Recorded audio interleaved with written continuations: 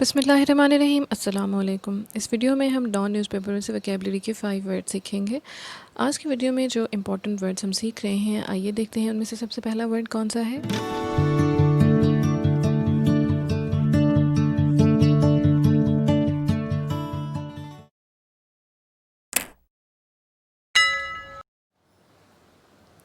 Edifice.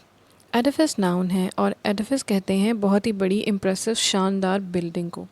इसको figurative meanings में भी इस्तेमाल किया जा सकता है, जैसे the whole edifice of our civilization is built on hard work, trust and decency. यहाँ पे ये फिगरेटिव मीनिंग में इस्तेमाल हुआ है, यानी कि बोरोड मीनिंग्स, एग्जैक्ट मीनिंग्स नहीं। और एन एडिफिस ऑफ लाइज, यहाँ पे भी ये फिगरेटिव मीनिंग्स में इस्तेमाल हुआ है, जैसे हम कह देते हैं झूठ का पलंदा, तो उसके लिए इंग्लिश में कहेंगे एन एडिफिस ऑफ लाइज। और अब रियल मीनिंग में कैसे इस्तेमाल होगा। The US Capitol is one of our nation's most impressive एडिफिसेस।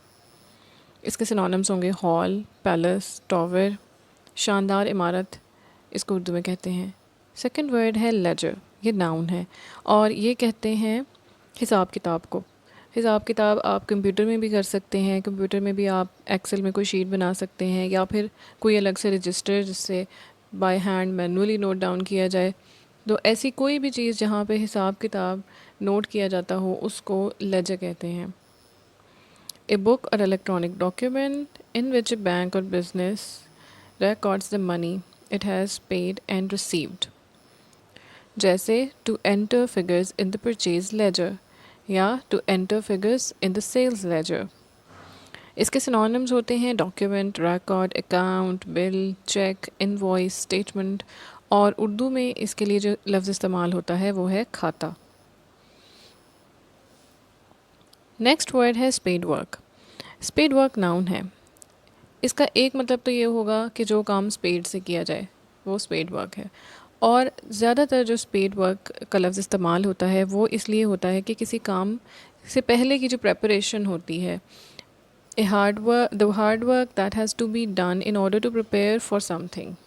जैसे अगर आपने कोई प्रेजेंटेशन देनी है तो उसके लिए आप पहले से कुछ प्रेपरेशन करेंगे, उसको स्पेड वर्क कहेंगे। She had her assistants do the spade work in preparation for the trial। एक और सेंटेंस देखते हैं। I have to do all the spade work for the monthly committee meetings। Synonym इसका है labour, बुनियादी काम या फिर इब्तदाई काम, प्रीलिमिनरी वर्क, ये सब इसको कहते हैं। नेक्स्ट वर्ड है जी ग्लीन। ग्लीन वर्ब है और ग्लीन का मतलब होता है चुनना या फिर इकट्ठा करना, टू गैदर इंफॉर्मेशन और मटीरियल बिट बाय बिट, एक एक करके चुनना, इकट्ठा करना।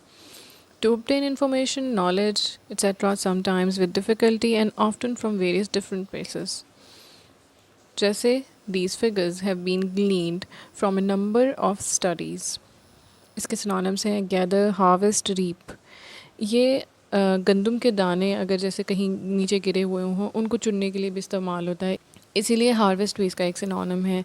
और उर्दू में इधर उधर से चुनना, खेत की कटाई के बाद बालें इकट्ठे करना, चुनना या फिर जमा करना, ये सब इसके मीनिंग्स हैं। लास्ट वर्ड जो हम सीख रहे हैं इस वीडियो में वो है लैबिरिंथिन। ये एडजेक्टिव है और ये होता है किसी कॉम्प्लेक्स या कॉम्प्लिकेटेड चीज़ के लिए इस्तेमाल। Complicated and difficult to find your way through like a labyrinth. एक और मीनिंग इसका होता है रिलेटिंग टू और अफेक्टिंग और originating in the internal ear. जो इंटरनल एयर है, जैसे आप इस पिक्चर में देख सकते हैं, उसका स्ट्रक्चर काफ़ी इंट्रिकेट होता है, थोड़ा कॉम्प्लिकेटेड होता है, तो उसके लिए भी जो वहाँ से ओरिजिनेट हो रहा हो तो उसके लिए भी ये वर्ड इस्तेमाल होता है। और लेबिरिंथ का मतलब होता है ए प्लेस कंस्ट्रक्टेड ऑफ और full intricate passageways and blind alleys. This is the meaning of labyrinth. जैसे labyrinthine corridors। सिनोनिम्स इसके हैं complicate, complicated, convoluted, complex, intricate, और उर्दू में इसको कहते हैं चक्करदार। ये थी आज की वोकैबुलरी। अगर आपको वीडियो अच्छी लगी है तो लाइक करें, चैनल को सब्सक्राइब करें, वीडियो को शेयर करें और कमेंट्स में अपना फीडबैक और सजेशंस दें। Thank you for watching.